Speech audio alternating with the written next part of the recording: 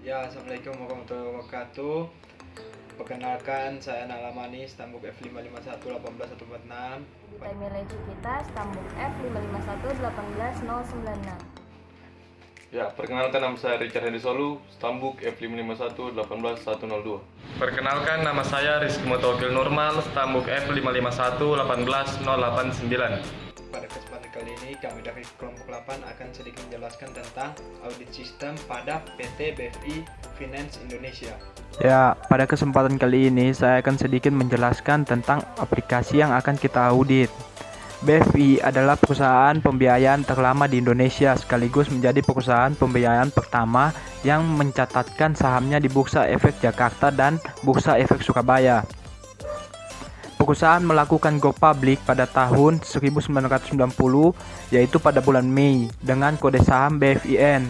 Setelah menjalankan proses restrukturisasi utang yang bersumber dari krisis keuangan 98, perusahaan secara resmi berganti nama menjadi PT BFI Finance Indonesia pada tahun 2001. BFI telah memiliki 232 kantor cabang yang terletak di provinsi-provinsi Indonesia. Ya, yang selanjutnya, karena kita di sini menggunakan COVID-5, selanjutnya saya akan menjelaskan sedikit mengenai prinsip dari COVID-5 sendiri.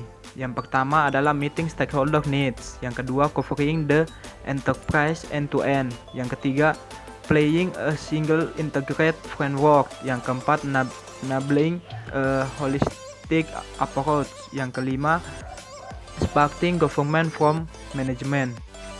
Ya, selanjutnya di sini saya akan menjelaskan tentang DSS atau Delivery Service and Support. Di sini DSS terbagi atas beberapa DSS. Yang pertama adalah DSS 01, yaitu Manage Operation atau mengelola operasi. Yang kedua DSS 02, Manage Service Request and Index atau mengelola permintaan layanan dan insiden. Yang ketiga DSS 03 atau Manage Problem, mengelola masalah. Yang keempat DSS 04 atau DSS Continue atau mengelola kontinuitas. Yang kelima DSS 05 Manage Security Service atau mengelola layanan keamanan. Yang keenam DSS 06 atau Manage Business Process Control, mengelola kontrol proses bisnis. Oke, selanjutnya saya akan menjelaskan mengenai kuesionernya. Ya, untuk pembuatan kuesionernya ini kita menggunakan nama kontrolnya itu DSS 01 yang merupakan proses praktik, input atau output dan aktivitas. Dan tujuan auditnya ini mengordinasikan dan melaksanakan aktivitas dan prosedur operasional yang diperlukan untuk memberikan layanan TI internal dan outsourcing, termasuk pelaksanaan prosedur operasi standar yang telah ditetapkan sebelumnya dan kegiatan pemantauan yang diperlukan. Dan untuk kuesioner pertama ini, subkontrolnya kita pakai itu DSS 01.01 yaitu perform operational procedure. Pada kuesioner yang pertama ini kita membuat 5 pernyataan. Nah, untuk perhitungan indeks kuesionernya kita ambil ya pada DSS 01.01 ini untuk perhitungan indeks kuesionernya itu sama dengan nilai bobot dibagi dengan jumlah pernyataan pada kuesioner tersebut ya.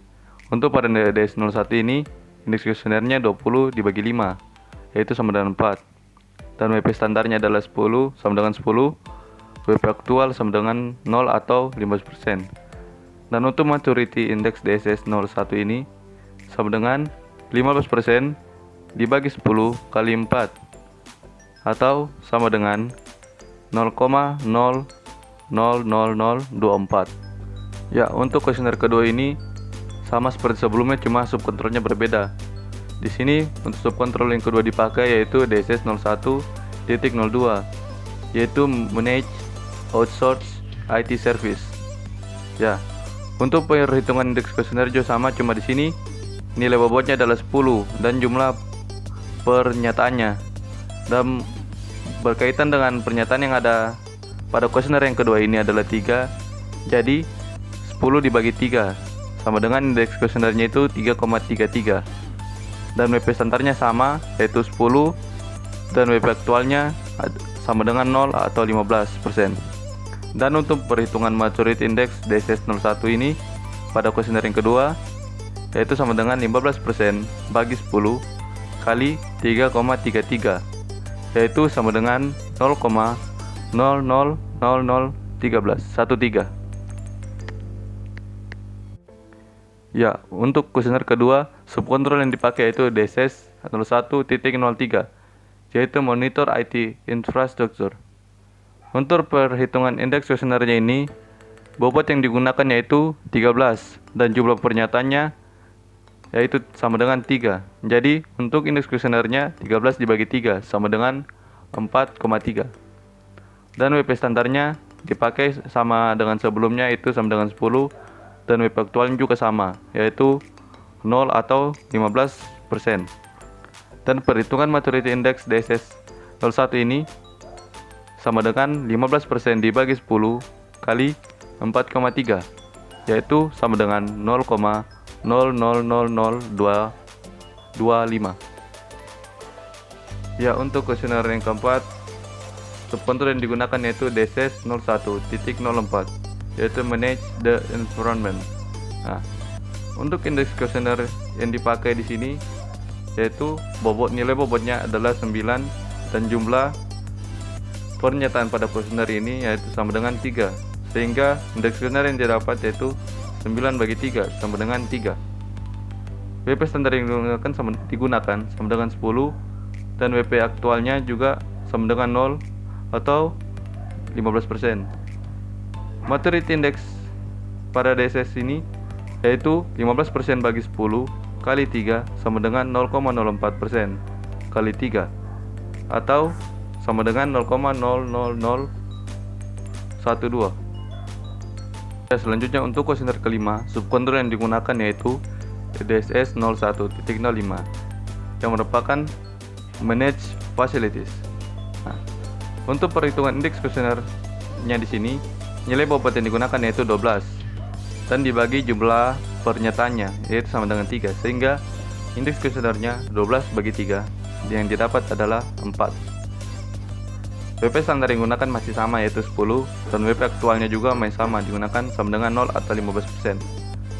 Untuk perhitungan maturity index DSS 01 nya yaitu sama dengan 15% bagi 10 dikali 4 atau sama dengan 0,000024. Ya, selanjutnya itu kita masuk pada tabel nilai kematangan subdomain DSS.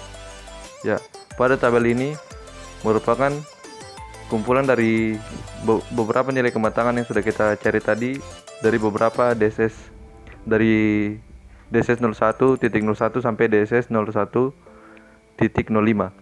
Ya. Untuk DSS 01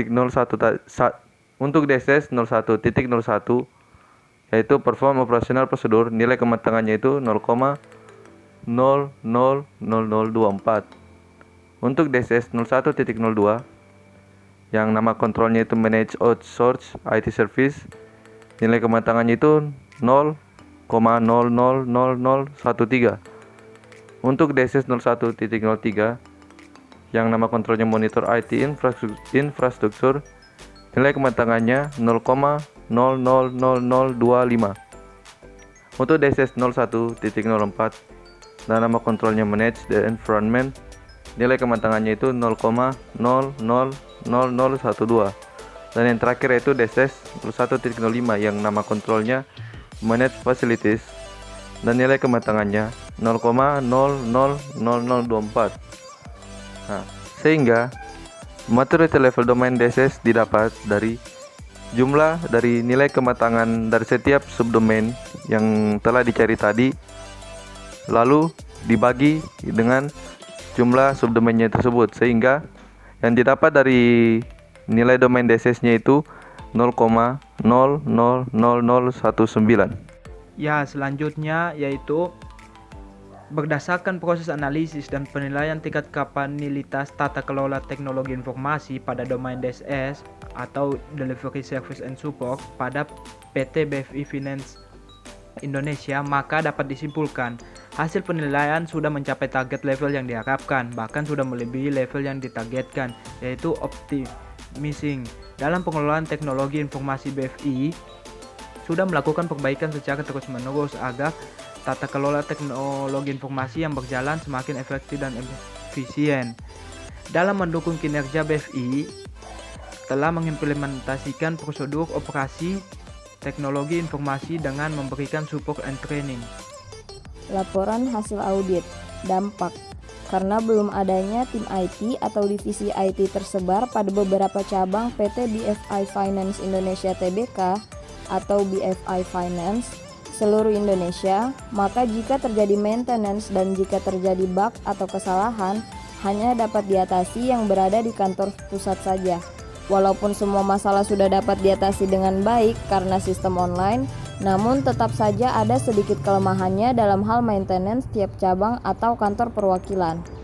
Rekomendasi yang pertama, perlu adanya tim IT atau divisi IT yang tersebar pada beberapa cabang PT BFI Finance Indonesia Tbk atau BFI Finance seluruh Indonesia untuk ketika terjadi maintenance dan jika terjadi bug atau kesalahan, tidak hanya berfokus pada kantor pusat saja, karena tiap daerah atau cabang sudah memiliki tim IT untuk mengatasi maintenance dan jika terjadi bug, sehingga tidak memakan waktu lama ketika terjadi maintenance pada suatu kantor cabang. Yang kedua, perbaikan yang disarankan untuk menaikkan tingkat dari kapabilitas setiap proses adalah dengan memenuhi output best practice dari COVID-5 agar dalam pengelolaan teknologi informasi berdasarkan hasil audit dapat lebih efektif, efisien, dan tepat waktu.